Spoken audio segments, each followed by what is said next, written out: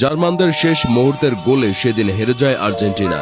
সেই সাথে হৃদয় ভাঙে আনহেল ডি মারিয়ার। তবে তার হৃদয় ভাঙার গল্পটা শুরু হয়েছিল সেই শৈশব থেকেই। পরিবারের সীমাহীন দারিদ্রতা, সহপাঠীদের শত ঠাট্টা তামাশা কিংবা প্র্যাকটিসের সময় কোচের বকাঝকা সবকিছুই তাকে কষ্ট দিত। আর তার সকল কষ্টের একমাত্র ঔষধ ছিল ফুটবল।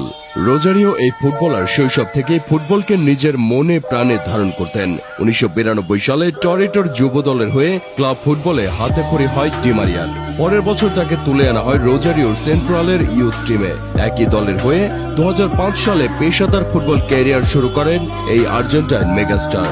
রোজারিও সেন্ট্রালের হয়ে 2 বছর খেলার পর 2007 সালে পর্তুগিজ ক্লাব বেনেফিকায় পাড়ি জমান ডি মারিয়া। বেনেফিকার জার্সিতে খুব অল্প দিনের মধ্যে জনপ্রিয় হয়ে ওঠেন এই রাইট উইঙ্গার। তার অসাধারণ পারফরম্যান্সের সুবাদে পর্তুগিজ ক্লাবটি বেশ কয়েকটি মেজর ট্রফি জয় করে নেয়।